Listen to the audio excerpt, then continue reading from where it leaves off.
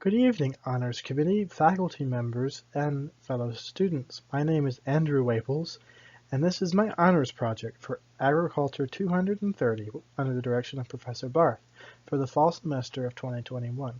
My honors project is entitled European Pear Production in the Midshore Region. So let's dive right in.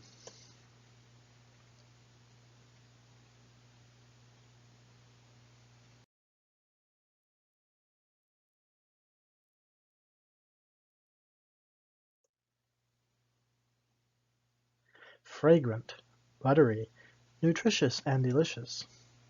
All of these qualities describe the pear. The pear is the second most important deciduous tree after the apple, and it has been grown in Europe since prehistoric times. But why are they seemingly rare on the shore, specifically in the midshore region, but also in the eastern shore's entirety?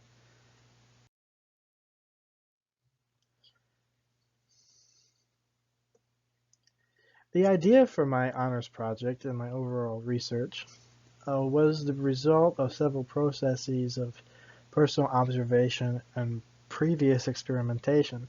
I did not mention at the beginning, but I am an orchardist. We operate a small orchard in Preston in Caroline County, and we have a few pear trees. But my grandfather, who was also an orchardist of 40 years experience, grew some pears, a small percentage of his orchard, and had difficulty growing them. So I was curious why there are so few growers on the eastern shore, specifically the midshore. Are pears non-viable for this region altogether? And so this grew to my thesis, which is why are pears such a challenge to grow on the eastern shore? And how can that challenge be remedied? Assuming that it's a challenge from the personal observation and experimentation. Research methods used to conduct this research were written scholarly articles and other documented works.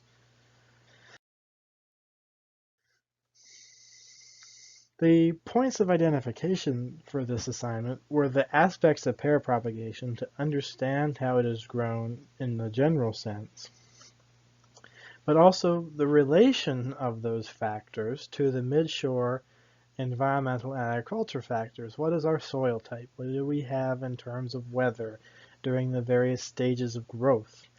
All of these combined to see what is it like in the day in the life of a midshore region pear.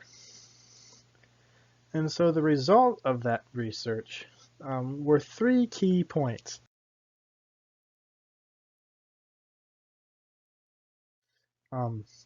So what did I discover? What did we discover? Fire blight resistance is one of the most key things for pear production on the eastern shore, and it is very hard to avoid. Fire blight is a bacterial infection that enters the pear tree via the blossom during the blossoming period, which around here is end of March, beginning of April, and sometimes all the way through mid-April, depending on the weather conditions. Again, back to the environmental and agricultural factors of the region. And it sets in the blossom, it eventually kills the blossom and kills any fruit that would have developed thereof from the blossom. And it enters the tree and then spreads sort of like a metastasized cancer. And it spreads throughout the tree and will eventually kill it. And it is also highly contagious and is easily spread to other trees via spores from the fungi that develop it. So it's a bacterial fungal infection that the tree gets. And again, it's caused by humid and wet winter, early springs during the blossom period. And that's often what our springs here look like. However, there is improvement in resistance to the fire blight. So we needed to look at what pears have fire blight resistance, or do they at all? Also, soil tolerance. The midshore region is vast. You see all different types of soil textures and makeups. But we needed to see whether it would survive in the predominantly sandy soils. And the pear tree itself is highly tolerant of heavy clay and heavy water, but also enjoys every plant's favorite, which is 100% loam, which is really 30% clay, 30% sand, and 30% silt. So we need to see what was that. And then irrigation needs of the pear tree, which turned out to be they need about 24 to 30 gallons a week to completely soak the root area, which is a 24 by 24 square inch area that needs water for it to fully hydrate itself to support the production. And so those are the three main factors that relate to mid-shore pear production. They either make it or break it, and that's what the research showed. Further research showed that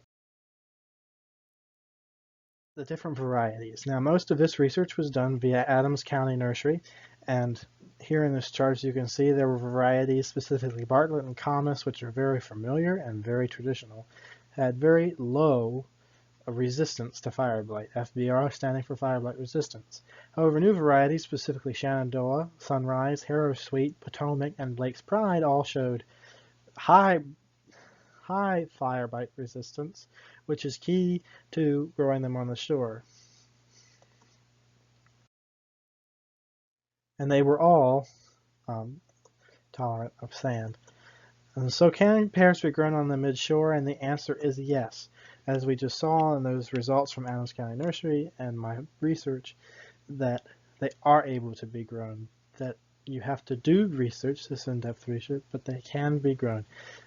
Ones that are resistant to fire blight, which also means there's a less need to spray pesticides. So that's more environmentally friendly. It is more economical for the farmer not to have to spend money on chemicals. Excuse me. And so yes, they can be grown with a little work. References used here.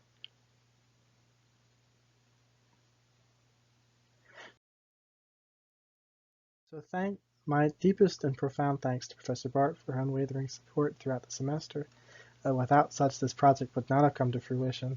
Not only did she meet the research premise with enthusiasm, but she challenged me to dig deeper, to just try out new things. So I am indebted to you, Professor Barth. This has just so much grown my fascination with this study of agriculture and the production of pears, which is what our class is all about. So thank you, Professor Barth.